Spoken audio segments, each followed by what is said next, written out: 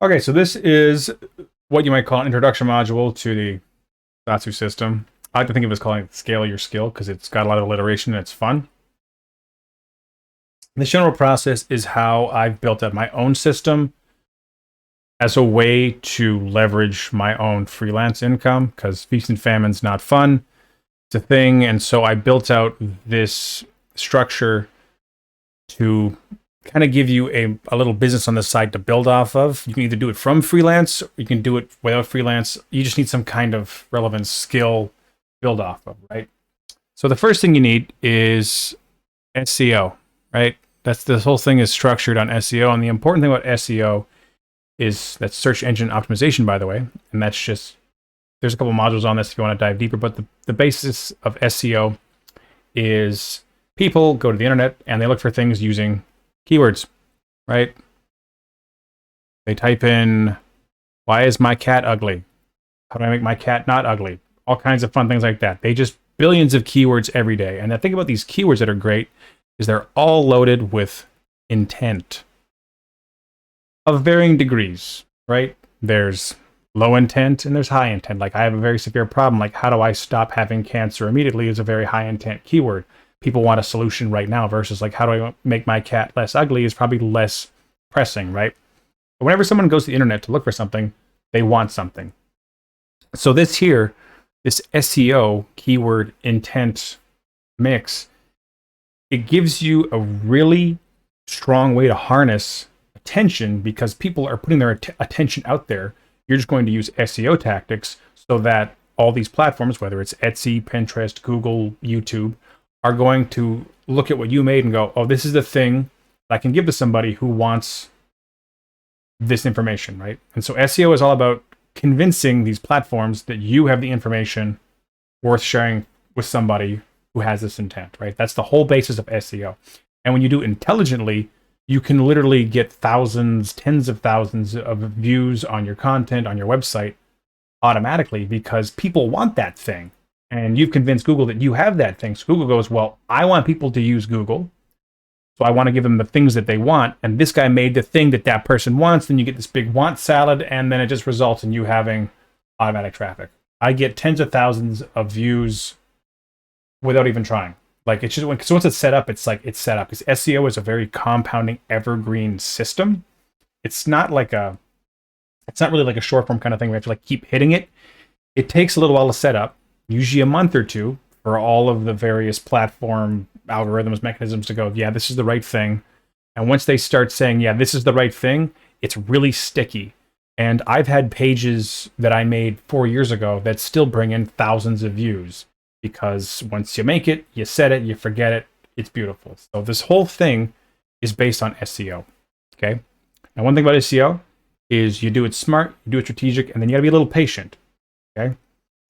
Because, like I said, it's not a rapid fire thing. It takes a little while to build all your authority and backlinks and blah, blah, blah. So what you want to lead with is you want what you might call, especially this is if you're new, is a mid-tier keyword. Okay, what I mean by that is it's like around 10,000 searches a month. And again, in the modules on keywords, you can look at some of this where I'll go over like how you find keywords, but you want around 10,000 if you're newer. If you're feeling more advanced, you go upwards for like 100,000. You don't want to go too broad because it's really hard to rank for these. The bigger you go with your keyword, the harder it's going to be because you're going to be competing with really big sites. And part of when these things rank, like, Google ranks websites, is they're going to check things like the amount of backlinks. Backlinks are how many other sites link to you. The more backlinks you have, the more validated Google sees you as well as your domain authority, which is like how comprehensive Google feels you are on that topic. So if you decide you're going to start an encyclopedia website, you're competing with Wikipedia, and you will never, ever rank. They have dozens of people working for them, and they're just pumping out content. So Google sees Wikipedia as a very authoritative encyclopedia. And so you don't want to try and rank against Wikipedia, right? But if you go for like a mid-tier keyword like, red sandals or something, I haven't looked at the actual keyword, but something more specific, right? Like how to clean sneakers is much more specific, and you might see a range that's much lower with much less competition because it's just People aren't fighting for it as much. And so finding keywords is an art unto itself. Again, there's videos on that one. I'm just going over the broad strategy here. But the strategy is centered around finding one of these mid-tier keywords and then using SEO so you rank. And the better the keyword you find, the faster you'll rank. At the fastest, I've seen serious rankings within a month where suddenly I'm getting, like it scales super fast where like your first month is like crickets. Month 1, because you found a really cool keyword, you hit like 5,000 views, and the next month is 10, then 20, then 30, and it just kind of like, it's really exponential until it usually caps out at some point, right? Once you get your mid-tier, this is like your master keyword, by the way. You're going to build your URL, that's your website name around this. It's like kind of your brand authority, right? You're going to name all your social media stuff. So if you find it's like red sneakers is the keyword, then you're going to be redsneakers.com or .co. Your Instagram's going to be red sneakers, your Twitter, red sneakers. This is like your master brand, right? Now, once you have that, you want to find around 12 to 30, we're going to call them sub keywords, right? And this works for all platforms. This is Pinterest, Google, whatever. These ones tended to be around, I like to do, 1 to 10K, or honestly, let's say at the very lowest, 100 searches a month. At the highest, if you're new, I would do 1K. 1K a month if you're new. If you want to be a little more froggy, you can go for the 10K one, but if you're brand new, I would do this. And these are qualified by having the lowest amount of competitive backlinks, right? This is other people's backlinks, domain authority,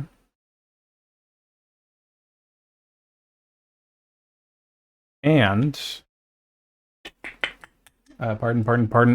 results, or whatever the platform is, right? Oh, that's a terrible U. I'm so sorry. Results, right? And what these do is this is how you build out your brand authority, right? This is how you tell Google that you're good at making these things. So if you decide, I'm going to keep using red sneakers because that's the one I picked, you might decide, not you might decide, but you might research and find like how to lace red sneakers is a good sub keyword. How to run in red sneakers is a good sub keyword. And you'll build out, you want to start with at least 12, I would say. In my experience, 12 is the one you want to start with, of these solid ones. And what you're going to do is you're going to go and make content, really good content, relative to the competitors. That's its own thing. You're going to make content with SEO based on your keywords, about your sub keywords. Okay. And this is part of the thing that will determine how fast this happens. Is the faster you can make really good content about these sub keywords and get to like around that dozen mark, the faster you will rank. Like if you decide to take a year to do this, it'll take a long time.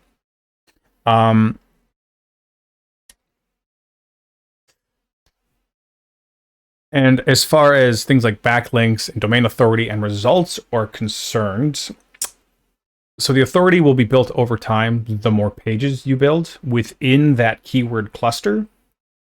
Results are that's just the nature of how much people want that thing or how much people have made about that thing. Like some website, like the Golden one, and this is kind of, again, I cover it elsewhere, but just say like, good results is like, say you look for your keyword and it's under 100 million competitive results on Google. Like Google only found 100 million pages relevant. And you got to remember when you do things like searches, it's not like there's 100 million pages on that topic. It's just there's 100 million things that are probably adjacent. Usually the first few pages really apply. But if you look up something and it has 2 billion results, that's really busy. Because what happens is these keywords that you look for, Google, Pinterest, whatever, will find adjacent similar keywords because of like, maybe you didn't want red sneakers. Maybe you wanted orange sneakers or blood orange sneakers. But like, maybe you like these too, right? So it'll kind of like build these huge, massive families of adjacent keywords. And then as far as building backlinks, there's 2 ways to do it. If you pick a really solid mid-tier keyword and really solid sub keywords, you're going to rank super fast and you're going to build backlinks just because people are going to find you super fast. Go, okay, someone finally made this website. They're going to link to you, right? That's through what's called on-site SEO. And then there's another version called off-site SEO, where you actually have backlink strategies, where you like go to other blogs that are also in the niche and you make content for them in exchange for a link to your website, and you like try and that's its own world unto itself. You can do an entire career off training people how to make off-site SEO to build this backlink credibility. But the more backlinks, the better generally. And the more links you have from really high domain authority sites, the better. It all just kind of adds together to create how validated search engines think your content and site are. As far as how this all goes together, once you make like your 12 content pages, there's these pieces of, they're usually called like bots, crawlers, lots of little terms for just little digital worms, spiders that just go into your content and they try and sort it in their big content library, because that's what these search engines do. Google, Pinterest, etc. They're just big content libraries because the service they have is giving people what they want and then usually running ads, right? So imagine you walk into a library that sells ad space. That's a search engine, essentially, right? So they have an interest in crawling through your stuff to see the quality of your books. Because when someone walks into that big library and says, I want a book on red sneakers, that librarian, Google, wants to give them the best book possible. So that person comes back to Google because they got exactly what they wanted when they went into the library, right? And so that's how all of this kind of works together. This is the big strategy. And once you have all of this, I'm out of room. I can do a new layer. We're going to squeeze it in, or squeeze in the bottom because I drew too big. 5. Once you have this all humming up here, all of this is just humming away and you're bringing in all the traffic, you're going to start doing all the fun stuff where you upsell, you drive traffic to where you want to go, like a social platform, right? If you're ranking for red sneakers super hard here and you're getting 10,000 unique visitors a month, you just put a link to your Instagram and you're going to automatically grow your Instagram following, right? And you're not going to have to do the networking. You're not going to do the social grind. You're just going to see that number go up automatically because all this traffic is showing up. So you can also drive it to emails. I've used this tactic to like my own email lists. I don't go and like source them one by one. It's up in the thousands because I built this system and then put a link there saying, sign up for my email, right? Then you get into the whole thing about lead magnets and to get someone to convert. That's its own thing. But you can drive it. And then the last one is you can sell products. And you can do all 5 of these. But once you have that automatic traffic of you have the thing people want and they come to you, then it's just a matter of what you do with it. And you can easily turn this into $3,000 a month through products.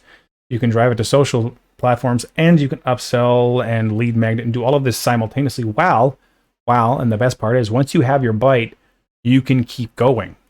There's no reason you stop on just red sneakers. Once you have a really good bite on being the authoritative domain on red sneakers, you can decide to go and eat orange sneakers and then yellow sneakers until suddenly you're just the authority on sneakers of every color, right? And each one is going to give you a brand new chunk of traffic as you just kind of slowly expand your bite. And then that part's up to you. Sky's the limit. That is the basic system. And with that, let's get into how you make a website.